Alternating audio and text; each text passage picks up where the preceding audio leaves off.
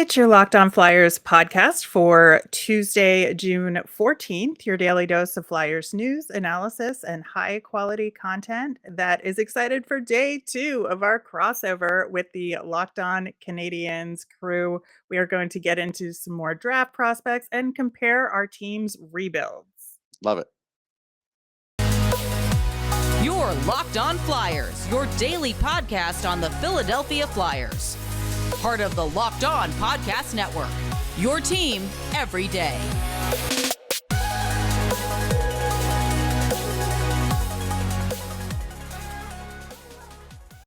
Hello, once again. I am Rachel Donner. You can find me on Twitter at rmiriam. I'm here with Russ Cohen, who's on Twitter at Sportsology. Thanks for making Locked On Flyers your first listen every day. You can follow us on Twitter at Locked On Flyers. You'll keep up to date on all the Flyers news and our episodes. You can also email us at lockedonflyers@gmail.com. We will be doing a mailbag later this week, so get those questions in. On today's show, we are back talking with Scott and Laura over at Locked On Canadiens. They're such great people to talk to, especially because the Habs have that number one overall pick in the draft. So we are going to talk to them about some of the options other than Shane Wright today, such as the defenseman David Jiricek and Simon Nemec. And then we're also going to talk about Matt Savoie and Juraj Slafkovsky. And then I thought it would be great if we just talk to them about how their rebuild is going and how it differs from what the Flyers are trying to do. So a lot of great stuff on today's show. Locked On Flyers is free and available on Apple Podcasts, Spotify, Odyssey, wherever you are listening right now. So subscribe. You will get all of our episodes here on the Locked On Podcast Network. You can also watch us over on YouTube. So give us a like and subscribe over there as well. So without further ado, here is our first conversation with them on the defenseman David Jiricek and Simon Nemec.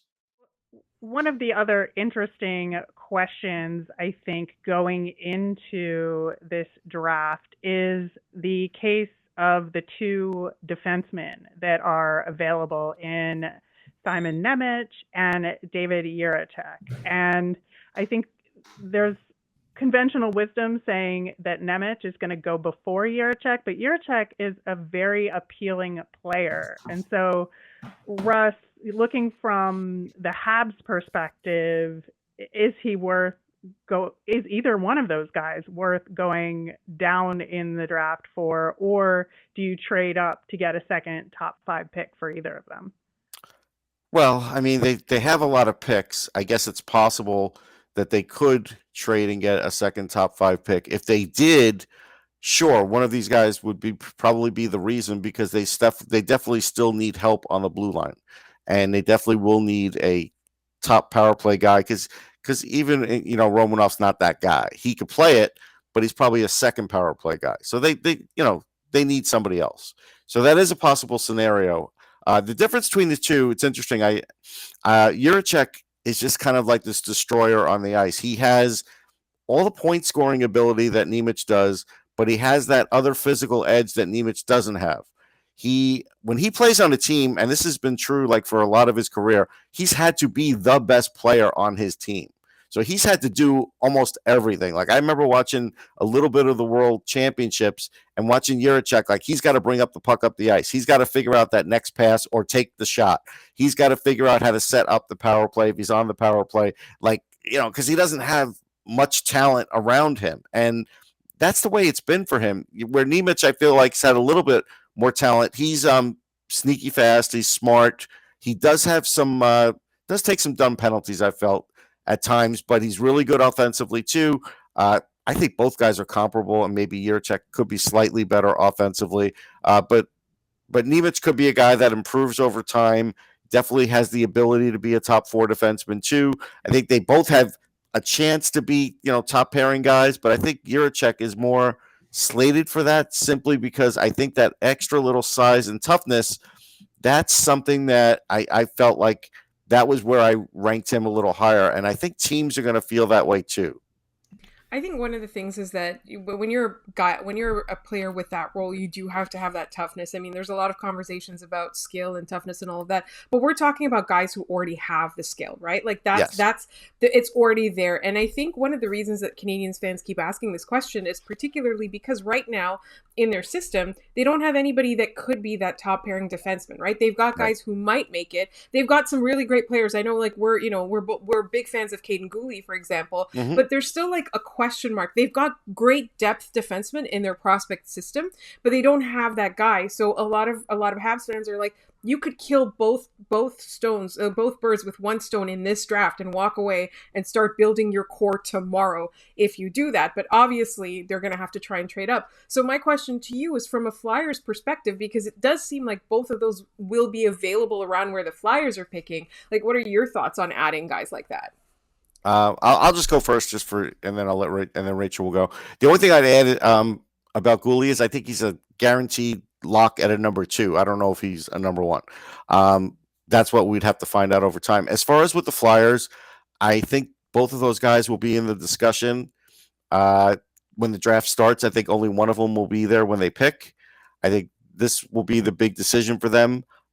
I have no idea which guy they value over the others, but just based on the way they've been basically working the last couple of years, I'm thinking they're going to want the guy who's bigger and tougher, especially since even Provorov hasn't really proven on that angle as far as being a toughness. They have Ristolainen, but that's on a second pair. You'd like to have him on the top 4 too. So I think that's where they would look at, but I'm not sure how Rachel feels. Yeah, I think, for me, and this is what we've been talking about, the giant question is what's Seattle going to do? Because it feels like they're the least predictable of any of these top 5 teams in terms of what their pick is going to be, and the Flyers are kind of at their mercy, right? So if Seattle decides they want to go bigger, stronger, tougher, and take a guy like Jiricek, then Nemec is available, although hopefully that means Savoie is still there and maybe they'll consider him as well. But I think that, from these 2 defensemen perspective, I think either one of them would be okay for me if the Flyers picked them. But, there are these differences in their games. And I think Jiricek is more what the Flyers are looking for right in this moment. So, again, we'll see. We'll see what Seattle does. I agree with that. Yeah, Seattle is a wild card here, and they both need defensemen. All right, we are going to talk about Matt Savoie and Juraj Slafkovsky with the Habs crew coming up next. But first, we are going to hear about our friends at Built Bar. Don't you love chewy, chocolatey brownie? What about a caramel brownie with caramel swirled on top? So good. What if I told you that you could have all that chewy, chocolatey deliciousness plus 17 grams of protein? You're in luck because caramel brownie bars are available at Built.com right now, and you got to act fast because they're a fan favorite. Forget about dessert. These are your new dessert treat.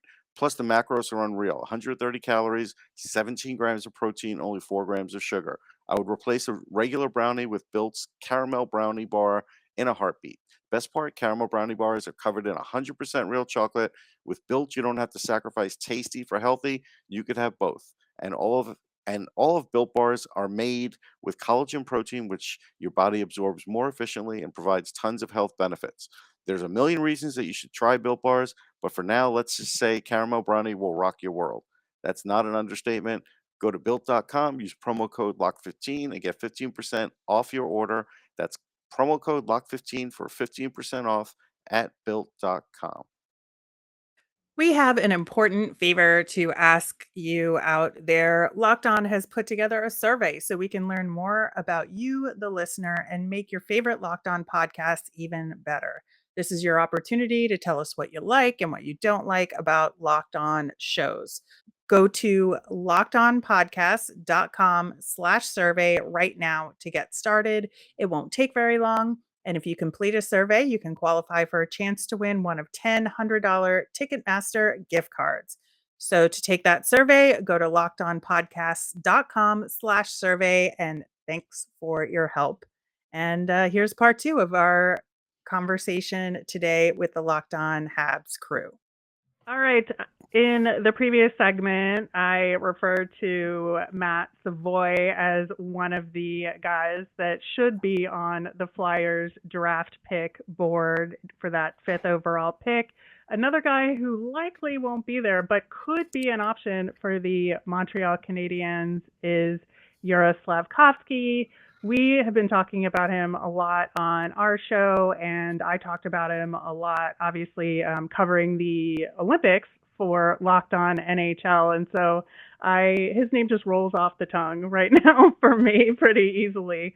But I do want to talk about both of them because they're just such a different way to go, right? Because Matthew Savoie is a small, dynamic forward, and Juraj Slafkovsky is a big guy who parks himself in front of the net and does a lot of great things offensively, but is also smart in his own way. So I think that Savoie is going to be a little bit lower in the rankings, so I'm not sure he's an option for Montreal. But if you're looking for a dynamic offensive player, what are your two main things that you want to differentiate between them, Russ?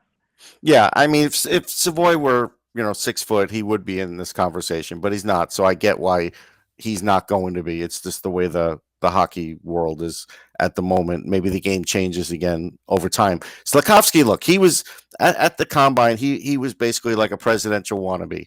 He was out there and he's like, yeah, I spoke to him and yeah, I think I should be the 1st overall. And yeah, I know Shane said this, but that's his thoughts and whatever. Like, I get it. He's flexing his arms. He's showing how big he is. I get all of that. The offensive ability is there. The skating's really good. I mean, again, the World Championships were good. They weren't great. Like, there was no Russia. There was a lot of players not there from the U.S., but he's a young guy, so he still did well. Same thing with the Olympics. Were they the best Olympics as far as rosters? No. But again, you can't take that away from a young guy being able to, play up in age. And so he's been able to do that. I just feel like with him, especially if he went to a place like Montreal, I think the pressure would be immense for him. I think Wright knows how to deal with pressure because he's been playing in Canada all this time, and he knows about it. He's had a target on his back, and he knows how to deal with all that. I don't think Slafkovsky could deal with that. While this was a happy-go-lucky kind of setting, there could be a moment a year or two into his career where you're getting into Galchenyuk territory and having to explain like maybe why the offense isn't there and what you're doing every day and what are you doing to prepare. And I could see Slafkovsky getting mad at that because, he is really good and he has gotten to this point and he is a prideful guy and he is super talented, but I just think that part's not a match. I look at Slafkovsky's talent too, and like he's a phenomenal offensive player. No one has ever said otherwise. It's just I look at what the needs of the Canadiens are right now too, and I look at this and go, they have a lot of wingers right now, some of which who are going to get moved out, but they've got other guys coming up in the system that they're going to want to get out of the AHL into regular NHL time. And I don't know if Slafkovsky is that guy for this upcoming year to fill that spot. Yeah, he had a really good Olympic game, but like you said, it was not against your traditional Olympic opponents. World Championships, okay, he was over a point per game, but it's also, some of the guys who were cast-offs from the NHL, teams who were eliminated in the playoffs and such, still very impressive for a young guy. Game, just so people know, one game the U.S. played 4 defensemen. Because, exactly, because they lost a bunch. They didn't register Jordan Harris, another player, and it's like I don't want to call it a joke because it is taken seriously, but it's not nearly as impressive in the grand scheme of things. Is that I think Slafkovsky is a great player, and if the Canadiens are going to pick someone other than Shane Wright at 1st overall, I'm hoping they're picking Logan Cooley, who we talked about before, or Matthew Savoie here. They need a center down. They need someone who can step in and be in that middle 6 role behind Nick Suzuki this upcoming season. And if they play better than that, great. You move them up like we were talking about. Well, Slafkovsky is saying he could play center now, and apparently there are a few teams that believe it or at least are talking themselves into it. I can't tell you I've ever seen it, and I don't think any of us have ever seen it because it was a couple of years ago. So now this is like, do you believe he could play center? And that's where I don't think the Canadiens should take that risk. No. And this is where the New Jersey Devils are the team that takes that kind of risk and has it fail. That is like without question. Yeah. it's the Canadiens went through this with Jesperi Kotkaniemi, is that, yes, I played center, but the draft year you mostly played on the wing, and then it never crystallized the way that it needed to. Don't overthink this. If you're Kent Hughes and Jeff Gordon, both of whom I think are very smart people and know what they're doing here, if he says he can play center at the last minute going into this, that's a pitch. Like I said, it's a presidential candidate saying, I'm going to give free chocolate bars to everybody if you elect me. Don't fall for that. He's got my vote then. Coffee crisp for everybody at the draft. Arrow bars for me. If it's coffee crisp, I'm not voting for him. Ooh, I do love arrow bars though. So I can make this work. We can make this, but regardless, don't fall for the last minute Billy Mays sales pitch here. But wait, I can play center too. No. You haven't played center at that level. And the important thing is I've never looked at Slafkovsky as a good two-way player. Maybe he'll turn into that, but he's not right now either. Yeah, it's a last-minute sales pitch to, and that's the thing, is the draft combine and the interviews, you are selling yourself as a player. We both sat through enough where they get up there and say, yeah, I had a great thing. And it's like, I did 3 pull-ups, but you know what? They were the best 3 pull-ups at this entire combine kind of thing. I get it, and I like him as a player, and I'm willing to be wrong on that, but at the same time, I don't see him being better than what Shane Wright's doing right now. The body of work is so different. Looking what the Canadiens need. A team like the Devils, yeah, you can take that risk. You have Jack Hughes, you have Nico Hischier, you have other pieces. Montreal doesn't have that. They're starting from a different point here. And if they had still Kotkaniemi or Philip Deneau, then I could understand it, but they don't. And fact of the matter is, I don't even think the Canadiens feel bad that they lost Kotkaniemi at this point. I don't, and they shouldn't. Probably fans don't. That's for sure. And it's no slight on the kid. I think he's a decent player, but he's not what people were building him up to be. No, and that's a hard part. I look at Slafkovsky and go that if you reach for this, you're going to go through the same thing again, and you're going to watch the guy that you could have taken. Even if they're not uber impressive, but they're solid and NHL regulars, you're going to regret it for the rest of your tenure there. And I think fans are going to be mad at that. And we don't want to go through that all again, basically. I would agree, but I will say I love his personality. Yes. Personality I can see. Yeah. So Matthew Savoie then, Russ, in terms of him being an option for the Habs or for him to fall to the Flyers. Yeah, I think he will fall to the Flyers, and I think the Flyers will have to make a decision like they made on Cole Caulfield, right or wrong. Are we going to take the smaller player who's very dynamic? We think he may be able to play center, but even if he plays wing, he'll be great. I do think there's a chance he'll play center, but that's fine. We don't have to even worry about that today. We just have to worry about everything else. Now people are starting to say, well, he doesn't really have elite skating. Yeah, but Matthew Savoie knows where to go on the ice. You don't have to be an elite skater if you know where to go and you know where the puck's going to be and you're a good scorer, which he is. And he's also a guy that's a terrific two-way player, but also makes players around him better. Go look at the numbers. Like, I don't know, is that what the Flyers thought about Connor McLennan? Maybe. But certainly Connor McLennan benefited from Matt Savoie, at least on the power play, if nothing else. So everybody benefits from playing with the guy. He's like, if you listen to him speak at the combine, it was like having another coach. And it is good to have another player like that on the ice for a coach, because that becomes like the coach's best friend. Like, hey, I don't have to do all this here. I can let this guy do some of the talking, and the players really buy into it much better that way. So, if I'm the Flyers, I have to have a hard conversation, because while they would like and do need that defensive position, they need playmakers too. Like, when you lose Giroux and Voracek, no matter what you thought about their play and everything else, they were stone cold, guaranteed for a certain amount of points playmakers in this league. Now the Flyers are lacking that. Yeah, it's very interesting times for the Flyers, and like Russ and I have been talking about on our show, that in this draft in particular, we really have to think about not where the Flyers are at this very moment, but where they're going to be in 2 to 3 years.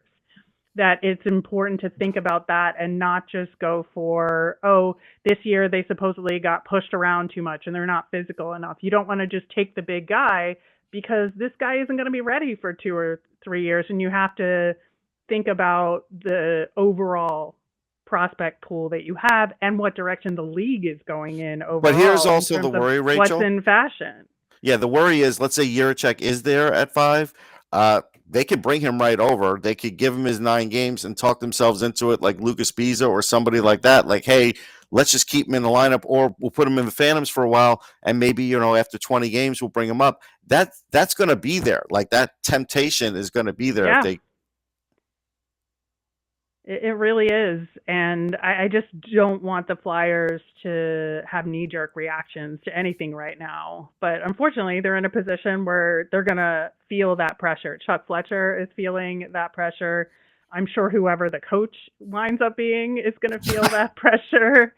And depending on who that is, they're going to do what they want to do versus listen to those voices or not. I mean, I think some of the different candidates have different philosophies on that front. Some of them, at least Montreal knows who their coach is. Yeah, for right now anyway.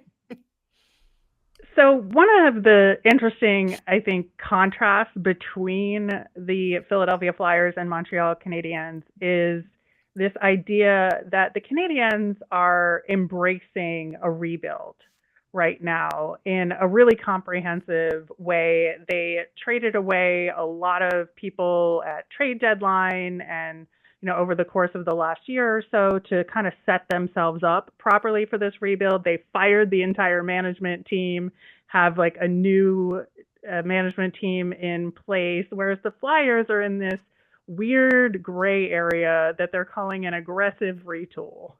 That Chuck Fletcher is still there, as the GM. They are dealing with what I think will be either the 5th or 6th coach in the last 5 or 6 years. It's kind of a mess, to understate it just a little bit. And to have the Habs, who went from an improbable Stanley Cup final, but a Stanley Cup final nonetheless, straight into this kind of rebuild mode is an unusual thing, but they seem to be doing things in a very logical, progressed way, as opposed to the Flyers, who are just kind of scrambling. And so I guess I want to hear, what's a properly done rebuild look like?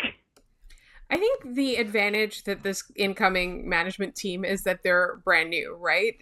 It's kind of like the time that you're the most popular as the new GM is when you've first been appointed.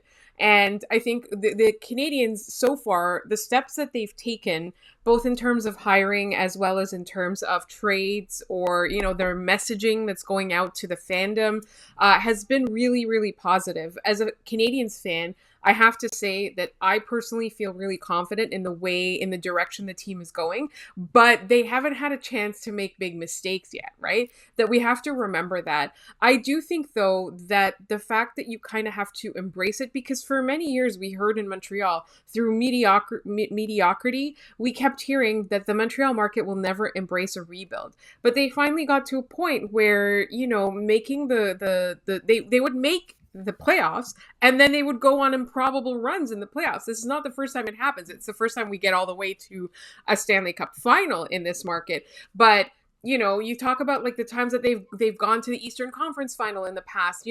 One of them was against the Flyers. Like, those were all improbable. And it's like, it is true that anything can happen when you make the playoffs. But that shouldn't be your strategy, right? Like, your strategy is to build a deep team that can constantly be relied upon to play well. And I think the messaging that's coming from this team, like, Kent Hughes is an unproven GM, obviously. He has absolutely no experience in the league. But then you can look at Jeff Gorton's decisions in Boston and in New York, and there are a lot of them that are very, very positive. I think what the Canadiens have been able to do is kind of sell a philosophy up and down the management team, and they're selling it to the fans really well. And I like that, because they are giving us just enough transparency to give us hope, but they're not playing their hand. They're not showing their hand. Sorry, they're not showing their hand is the expression. I feel like with the Flyers, it seems like it's reacting, not methodical pre-planning. And that's the difference I would make. And so, when you hear the words like aggressive retool or retool on the fly, it always feels to me reactive. Canadians are like, you can call this whatever you want to call it, but what we want to do is we want to build a contender, right? So me looking at the Habs 2 years from, if I was looking at it at the beginning of this season and I said, what are the Canadians going to look like 2-3 years from now? All I saw was a pit of despair. But then things changed so quickly in such a short amount of time because of the decisions that we saw the team making. They were not afraid to do unpopular things like trade away, for example, Tyler Toffoli, a huge fan favorite in this market. They traded away Arturi Lehkonen, who a lot of fans didn't necessarily appreciate all that much, but is a super versatile player. Like, he's one of those depth players that you win championships with. And the Colorado Avalanche are they're almost at that point with him, right? So they have made moves that they have made bold moves, and they haven't been afraid to do that. So for me, I think that's a really good thing. And the other thing that I'm finding really, really positive is that they don't make moves just for the sake of making them. And I feel like a lot of GMs do that. A lot of front offices will do that. I think what they do is they patiently wait until they get what they want. They did that with Marie-Philippe Poulin. They pitched her a while ago. She said she wasn't interested in ending her playing career just yet. They worked it out so that now she can do another Olympic cycle and learn management and also be part of the staff, right? But that's only one example, right? With Tyler Toffoli, they asked a high price. They got it. Ben Sherratt, they got a king's ransom for Ben Sherratt. They really did. They literally, and you look at Brett Kulak and Arturi Lehkonen, they were traded last minute on the trade deadline. So they did not make the move until they got what they wanted. Jeff Petrie was being shopped, or, he was available. It was widely known that he was available, but he didn't get traded. You'd think in a situation where the player says that they want a new market, and that's changed since that time. Like, the offseason has kind of changed a lot for Jeff Petrie, but when you see that a guy's unhappy and he wants to leave, you'd think that the team that has him has less leverage, not more. And the Canadiens just haven't traded him because they didn't get what they wanted for him. So I feel very confident with their patience, with the fact that they're not reacting, that they're acting. I think that's a huge difference right there, is that if you look at the deals that Chuck Fletcher has made, some of them have been okay. I do think the Cam Atkinson, Jake Voracek trade 1-for-1 made a lot of sense for both teams. And I think what Cam Atkinson brings in a situation like this to the Flyers is really good. I just think that he is a little more reactionary, like you were saying. And I do think that he doesn't wait for the perfect deal. And he doesn't get the most for the assets when he trades. And when he trades for somebody, he gives up more than he should. And if you look at the Ristolainen deal, obviously that is the marquee example of him trading away too much for a player that wasn't going to give you that kind of value in return. And so, I think that especially after having a slow burn GM like Ron Hextall, who says, I've got a plan, it's going to take a while, and then we trust him, and it doesn't, and he gets fired like before whatever his plan is comes to fruition. Like it or not, if you think it was, too slow or not, he got fired before whatever his plan was ostensibly was going to come to fruition. So we'll never know. We'll never know exactly if his vision was going to work. And then you bring in a guy like Chuck Fletcher, who has, in some respects, has to have been reactionary, but at the same time doesn't appear to at least have that overall vision and plan. And that's what's frustrating, I think, for Flyers fans, is that there's some people who are just frustrated with the whole thing because we never got anywhere and this team is always 2 or 3 years away, versus like maybe now we want a rebuild and they're not giving it to us, which is a really difficult place to be in, I think. Overall. It's a tough spot. And that's kind of where Montreal was, that Marc Bergevin seemed to kind of have a plan until he didn't, in that he just kind of tried to straddle both sides of the fence and never committed. And it delayed what probably should have happened a couple of years ago. And now Gorton and Hughes have to do that. Is that, like you said, having an actual plan of attack is the biggest thing here. Is if you go in, just trying to wing it and seeing how it goes, that's not, if you actually have to tear it down and start over, you have to have a plan in place. Because if you just kind of do it however, you're either not going to get the assets you need to rebuild, you're going to give up the wrong guys for not nearly enough, and you're just going to set yourself back in the end there. You might see some marginal success, but you got to go for it. If you don't go for it and actually commit to doing what you're going to do, you stay in this perpetual cycle of, we got better this year because someone had a career year or the goalie was really good, and then a down year when everything kind of goes back to normal and you don't know what happened. Just commit and go for it. And I'm kind of glad to see Hughes and Gorton are doing that as it stands right now. Yeah, I think the biggest thing with Bergevin is he wanted to, not be capped out. Okay. And he finally did spend some money and the team did get somewhere. Although we know that it was like a magic carpet ride, and that, like, at least the Canadians realized that that's what it was. And Gorton, you can see how the Rangers are. Gorton was very responsible for that. And because Hughes does want to sort of be like the face and let Gorton work in the back room, it's a good combo.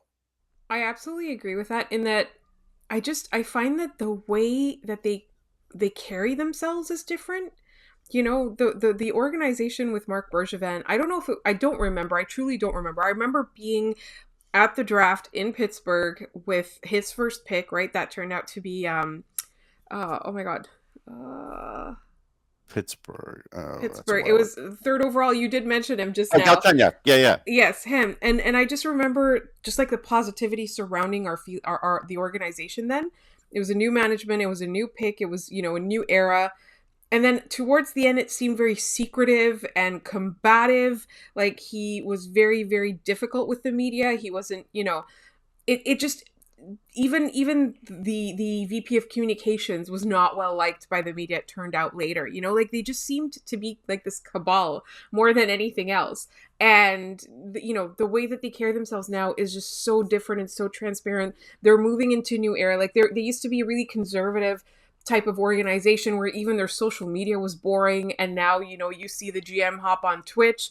Like it's a lot of transparency that they're doing. It's a lot of appealing to fans that they're doing, but they're also not, it's not just for the sake of marketing and pleasing people, right? Like they have a strategy, they have a plan, they have ideas. So everything that we're getting at this point, like I truly can't say a negative thing. And that's why, we're going to go back to the beginning of our conversation where we talked about whether or not they pick Shane Wright.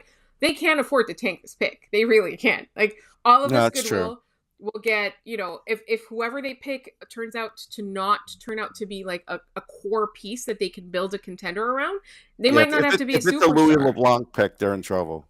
Exactly. Well, so, and that's exactly what happened to the Flyers with Nolan Patrick, right?